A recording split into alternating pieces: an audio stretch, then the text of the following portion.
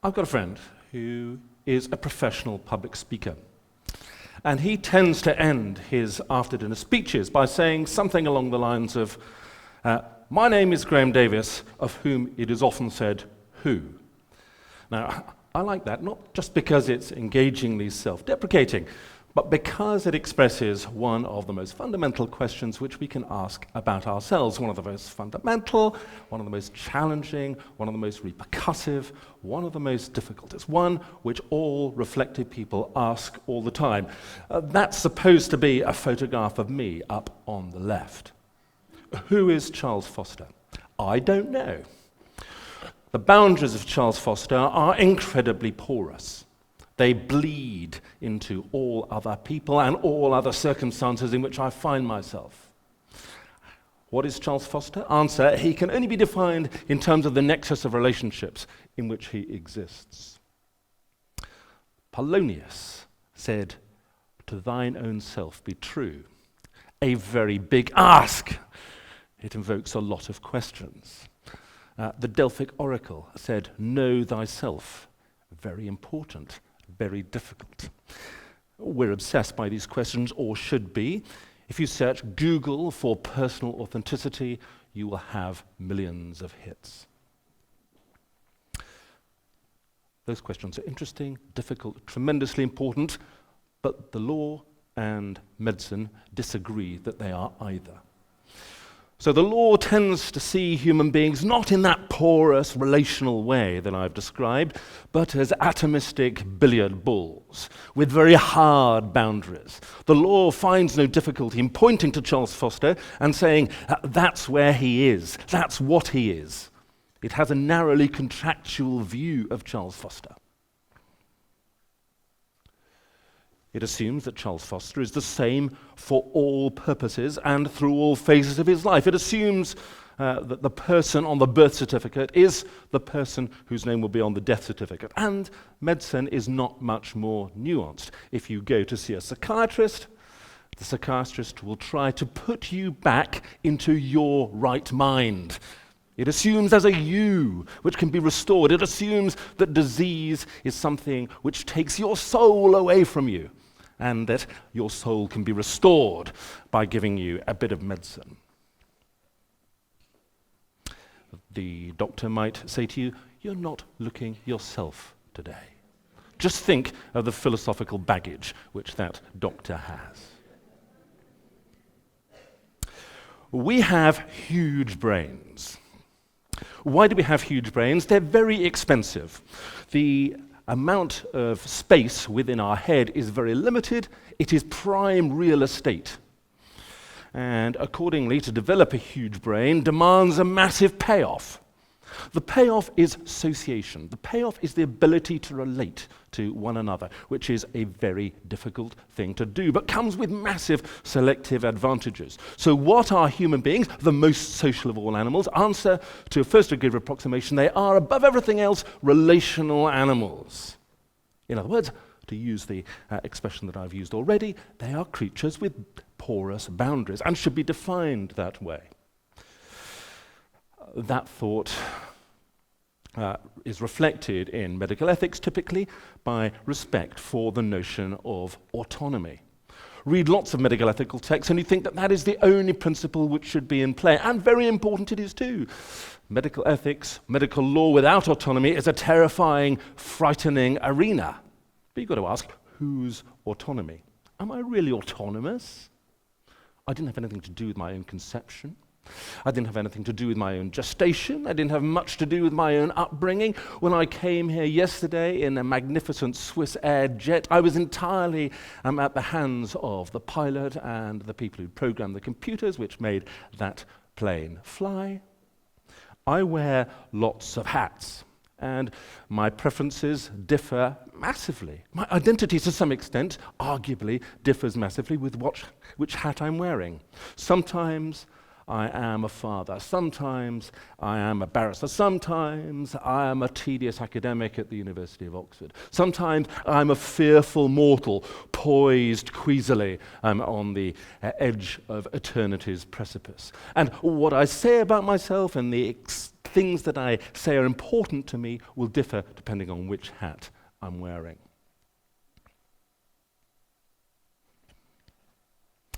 I want to tell you a few stories. I invite you to use these stories as a way of interrogating your own presumptions about what you think you are, about what you think identity is. The first relates to deep brain stimulation. So, for various conditions like Parkinson's disease or obsessive-compulsive disorder, you can stick an electrode into your brain. When the current is switched on, your brain is electronically tickled, and the Parkinson's symptoms abate, or your obsessive-compulsive disorder gets better. When the current was switched on in one man, he acquired a passion for the music of Johnny Cash. He went out and spent all his savings on the records of Johnny Cash. When the current was switched off, the passion abated. Who is the patient?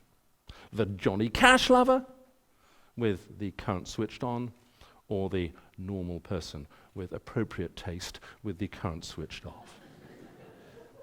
Another perhaps more serious example, a woman treated by way of deep brain stimulation for obsessive-compulsive disorder. When the current was switched on, she, a previously monogamous, faithful woman, acquired an electric passion for her psychiatrists, tried to seduce them. When the current was switched off, she went back to becoming a monogamous woman. Who's the patient? Current off or current on? A woman with anorexia. She was asked, what would you be like if we cured your anorexia? She said, I can't imagine that happening. Take away my anorexia and you would take away an awful lot of what I am. A friend of mine, who's probably the most rational man I know, had a wife who suffered from anorexia, and he described her condition as akin to demon possession. It was as if she had been pushed out by this invading parasite. Who's the patient? The parasite or the pre-morbid personality? Well, one of my sons, Tom, has the tremendous gift of dyslexia. That means that he sees the world in a much more realistic way. He uses much more data in constructing the world. I am a left-brain dominated nerd. I reduce the world to sets of propositions. Tom doesn't do that. If he looks at a situation, he has a holistic appreciation of it. The world is much more colorful, much more charismatic, and he has a much more accurate representation of it because he uses so much more information in interpreting the world to himself. He was diagnosed with dyslexia at about the age of 6, and a well-meaning friend said to us, great that you've caught it. Since you've caught it so early, probably he can be cured. Insensitive language, biologically illiterate language, but we were terrified. Cure Tom's dyslexia, and you'd kill Tom. What would be left? Imagine that I can take a pill which increases my IQ by 100 points. Charles Foster, with an IQ of 100 greater points, would arguably not be Charles Foster at all. Is there any difference between giving me that enhancement pill and giving me a lethal injection? What's the difference, if any, between enhancement and the ordinary therapies which we're happy about? So if you give someone a new hip for extremely painful osteoarthritis of the hip, yes, you'll make them walk better, but you'll also change lots of other attributes. They'll feel better about themselves. They'll be a different person. You tend to characterize that as all good. What's the difference between that and the enhancement pill? Who is the patient? Pre-operation, post-operation. Lots of consultant psychiatrists don't agree that there is such an entity as dissociative personality disorder, but some think that there is. Inside one skull, there is the homicidal Mr. Hyde and the gentle Mr. Jekyll. Let's say that you can pharmacologically assassinate the homicidal Mr. Hyde, leaving the skull inhabited only by Dr. Jekyll. Should you do it? Who is the pre-pill person? A gentle, teetotal author, disillusioned by his book sales, drinks a bottle of whiskey and stabs his wife to death. The evidence is that he will never touch alcohol again. He will remain entirely gentle, safe, and happy. He's put into prison. Who's the man sitting in prison? Is it the man who really killed his wife, who existed for a moment while the alcoholic madness was on him, but will never exist again? Or is it some other entity? A ward at a mental hospital takes the ward out for a walk by some sea cliffs. One of the patients makes a run for the edge of the cliff. A nurse tackles the patient, stops them jumping over. A few weeks later, the patient writes to the nurse and says, "Thank you so much for saving my life. I wasn't in my right mind when I made the attempt to jump off the cliff." Who's the patient? The one who wrote the letter or the one who made the run for the cliff edge? Permanent vegetative state. A man has a stroke. He's lying on a hospital bed. It doesn't have to be artificially ventilated, but he has to be fed by a nasogastric tube.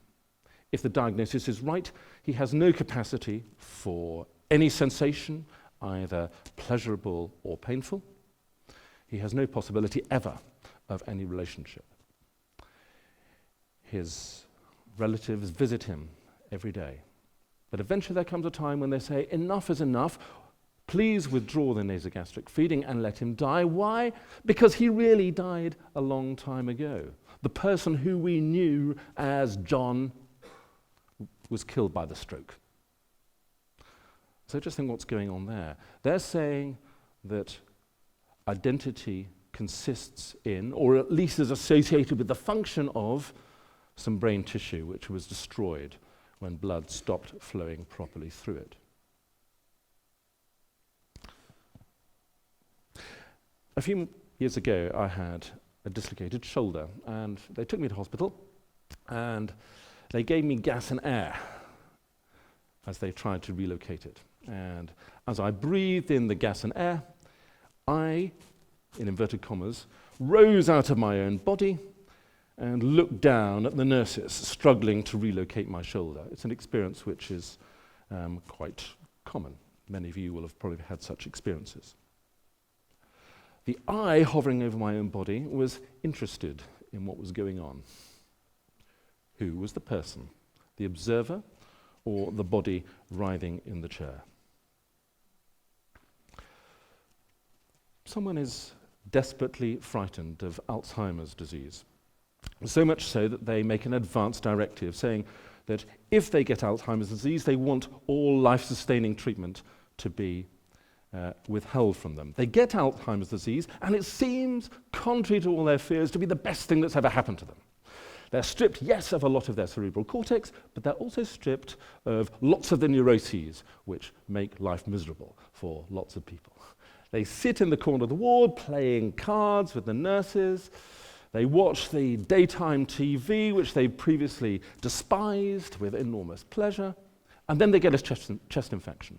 All that's necessary in order to treat that infection is 5 days of antibiotics. If they don't get the antibiotics, they will die. The daughter, who is the sole beneficiary under the will, let's say, says to the doctors, "If you give my dad those antibiotics, I will sue you to kingdom come. Look, there's an advance directive." What should happen there? Should a warrant of execution made by a person who's effectively ceased to exist, or have they, be allowed to kill someone who's risen out of the ashes of that person? It looks, doesn't it, as if person A has died, person B, entirely unrelated to the earlier person, who just happens to occupy a body composed of the same cells, has come instead. Now, dementia, at least in the early stages, is a process of disorder of memory retrieval. You can't get hold of memories which might define you or help to define you, but other people can help you to put back the missing pieces of memory jigsaw. Carers, relatives. It's as if you have in dementia a sort of outsourced mind. Don't we, in fact, all have outsourced minds? Lots of our memories are stored on our computers, in our notebooks, in our libraries. Isn't the dementia situation just a special case of the general principle which I was suggesting before, which is that we all are defined by reference to our relationships? There are some signs that eventually the law is catching up with this basic biological and sociological reality. A man had Huntington's disease. That meant that any of his children had a 50% chance of Huntington's disease. His doctors tried to persuade him to give them permission to tell his pregnant daughter that she might have the disease too. He refused. Was there a duty on the doctors, nonetheless, to breach the confidentiality and tell the daughter that she might be affected? Answer, said the English court very recently, well, there might be. The English courts are finally catching up with the fact that relationships have to be taken into account in defining what we are, that those boundaries are porous, that all our information, particularly if we're connected to a particular person by way of genetic information, is held in a joint account.